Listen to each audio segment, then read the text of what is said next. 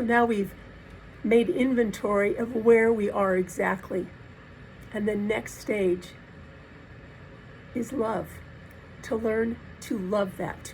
I call it the, agape love is a higher form of understanding. Understanding, loving unconditionally, accepting things unconditionally for what they are. I'm going to steal an exercise from Kyle Cease. Kyle Cease, he wrote this great book, Illusion of Money. You ever want a great book to read? Read The Illusion of Money. It's awesome. So I'm stealing this from Kyle Cease, from his book, this exercise.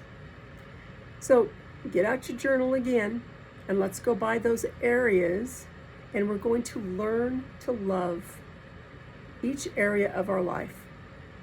We're going to be writing a sentence about each area of our life, and I'll demonstrate it. And you're going to end that sentence with, and I love that.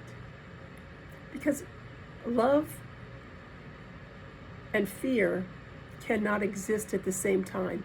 And a lot of times we don't move on, or we get frustrated because we're fearful about something, or we don't know how to do that. But when we can invite love into our life and love ourselves for where we are, one, our attitudes are a little bit better and we're more pleasant to be around, but also the universe speaks to us, and the answers, we're more open to allowing the answers to come. So here we go. So here's the next step that I want you to do. Go through all that 12 list, and I'm going to just kind of give you some stuff of what I wrote down. And we're going to end each sentence with, and I love that. So for example, in relationships, I wrote, I have a good relationship. I'd like it to be a little better and a little more intimate, and I love that. I have 5 great friends that I can lean on, and they can definitely lean on me, and I love that. My finances need a lot of help, and I love that. My quality life is good. I walk out my door into nature, I ride bikes, I ski, and I love that. I am in great health. I enjoy my workouts every day, and I love that. I read a lot of books. I belong to mastermind groups. I would go to more workshops if I could, and I love that. I am happy most days. I still battle a little bit of depression when I feel I can't take care of myself or feel overwhelmed, and I love that. I meditate daily. I feel more connected to the universe than at any other time in my life, and I love that. Getting the picture here? My career is not exactly where I want it to be. I'd like to help more people and earn more money and be out speaking more and be more connected with people and in my business. And I love that.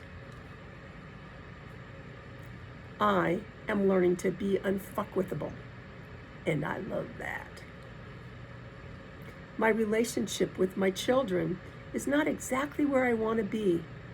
Parenting, I've made a few mistakes, but I think I'm pretty good, and I love that.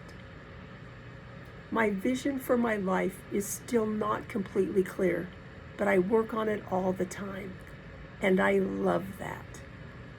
So do we kind of like have the picture? So we need to learn to love each situation that we're in so that we can have some more answers. Love and fear cannot exist together. So learn to love your situation. Learn to love where you're at and know exactly where you're at. You accept it. You love it because you're right where you're supposed to be, and you need to love where you're at. You're halfway up the mountain. You're halfway up there. And when we love something, then it's easier to move through it. Have you noticed that? That's like when we're fearful of something, we kind of get stuck and we kind of turn our head, and sometimes we avoid, sometimes we get angry.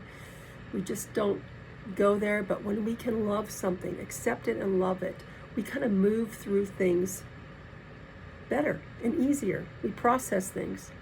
So don't fear the process. I like saying that when we can be open and love things, that the God, the universe, bring the answers to us. And when we're in a loving state, we're a lot more open to receiving them. So There you go.